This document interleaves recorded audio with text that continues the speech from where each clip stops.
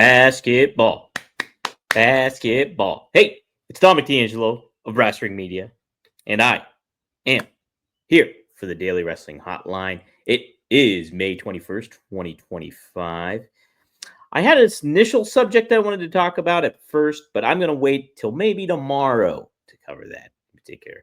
What I want to talk about today, since it's kind of fitting, is WWE and the NBA crossover. As of this recording, Game 1 of the Eastern Conference Finals is set to take place tonight between the New York Knicks and the Indiana Pacers.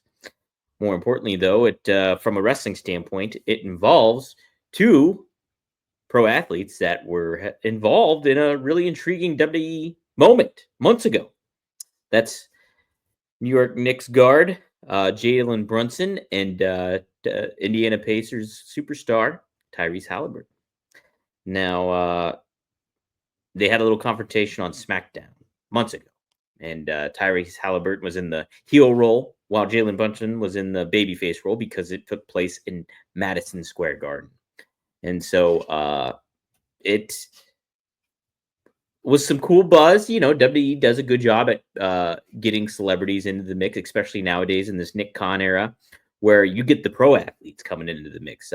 It's not some fringe B celebrity or something like that really going on. It's a lot of the times it's big name stars. I mean, Logan Paul has his ties to some athletes too. You think about when Patrick Mahomes showed up almost a year ago, I think it was. And maybe around Super Bowl. I can't even remember. Whatever. But a lot of name athletes coming into play, getting in the mix, not afraid to show their wrestling fandom.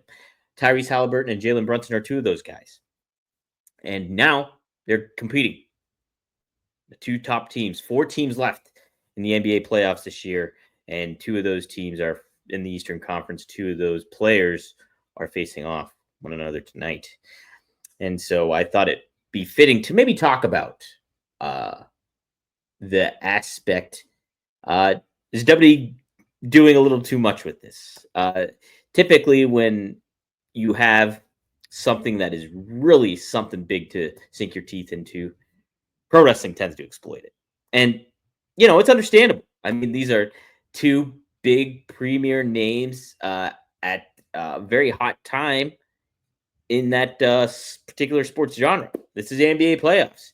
The New York Knicks have not been a successful NBA playoff team in forever. They haven't won an NBA championship, I believe, since 1973. Am I reading that right? Yes, 1973. Way before I was born. Way before you were likely born. And so the buzz is being created. And New York is a basketball town. I mean, there's basketball courts all over the city. And the fact that the Knicks have not been super duper competitive and relevant for a good amount of years. I mean, the last time they were really getting really close to the NBA Finals was in 2000. And that's, Allen Houston and, gosh, I'm trying to even think of some other Latrell Sprewell were all in that mix. So it's been a long time. So Jalen Brunson really putting the team on his back. Obviously, it's a team effort, and the teams played very well. It makes it a very prominent thing. It's newsworthy in sports, and people are engaged. So WWE, they have every right to go back and peel this back because it's great. It is great. You know how serendipitous this is, and beneficial it is for WWE to have this moment on tape where it's Tyrese and Jalen facing off one-on-one with one another in a pro wrestling WWE ring. So this is the kind of moment you really, if you're a WWE, you got to be really extremely happy about.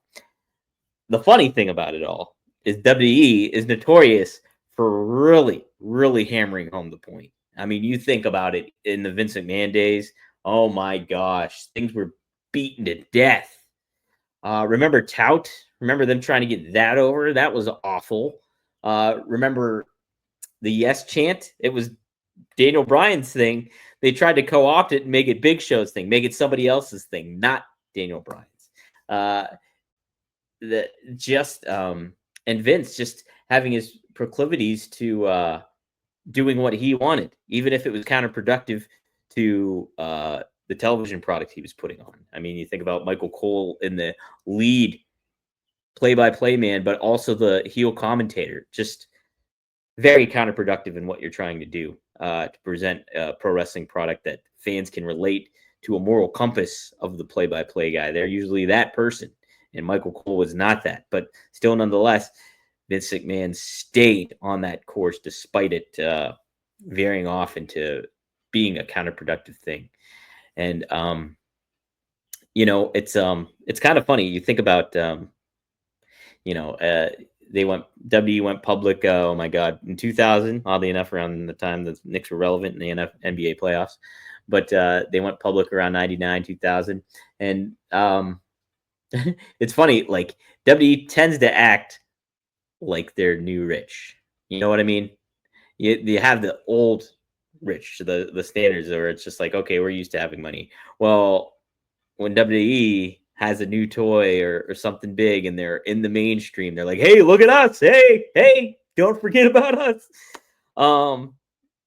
But I think that's also natural kind of for the pro wrestling ecoscape overall. Like you think about the course of history, and when you get Muhammad Ali, you're going to promote Muhammad Ali in your territory. When you get Rocky Marciano, you're going to promote Rocky Marciano in your territory.